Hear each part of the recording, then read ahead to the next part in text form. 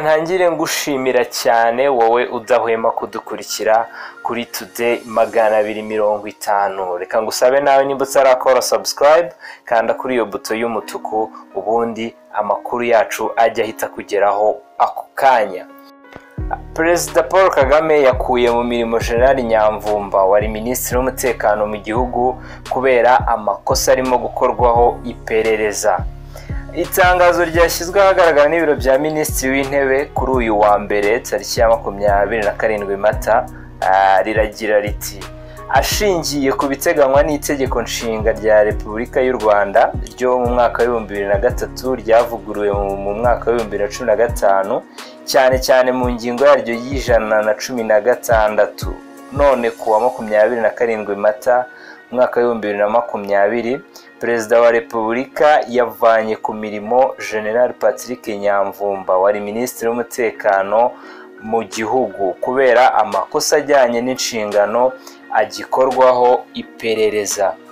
Iri tangazo rikomeza rivuga ko General Patrick Nyamvumba agomba guhita asubira ku cyicaro gikuru cy'ingabo z'igihugu mu gihe hategerejwe gufatwa ikindi cyemezo. Iri tangazo rikaba ryashyizweho umukono na Minisitiri w'Intebe Dr. Ngirente Edouard mu izina rya Perezida Paul Kagame. General Nyamvumba yavutse ku itariki ya 11 Kamena mwaka wa 1967. Yarangije mu ishuri rikuru rya gisirikare muri Nigeria ndetse no mu ishuri rikuru rya gisirikare ryo muri Afrika y'Epfo mu mwaka w'2003. Yagiye ashingwa imirimo itandukanye mu ngabo z'u Rwanda. Tariki ya 23 Kamena mwaka wa 2013 nibwo yagizwe umugaba mukuru w'ingabo z'u Rwanda asimbuye Lieutenant General Charles Kayonga. Icyo gihe General Nyamvumba yarasoje imirimo ye nk'umuyobozi w'ingabo za Loni zibungabunga amahoro mu gace ka Darfur zizwi nka UNAMID, aho yayoboye kuva mu mwaka wa 2009 kugeza mu mwaka wa 2013. Hari hashize amezi agera kuri 6 gusa Nyamvumba agizwe minisitiri w'umutekano mu gihugu. Ubwo yatangizaga umwiherero w'abayobozi bakuru b'igihugu ku itariki ya 16 Gashyantare muri uyu mwaka.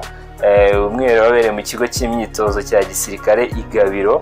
Perezida Kagame yavuze ko hari ikibazo kigaragaramo Dr. Diane Gashumba cy'amavuriro ariko kikanareba minisitiri w'ingabo Major General Albert Murasira na minisitiri w'umutekano ariwe General Nyamvumba Patrick. Inkuru zigezweho nk'izi zose nta handi ni kuri Today 250. Komeza kubana natwe. Ciao ciao.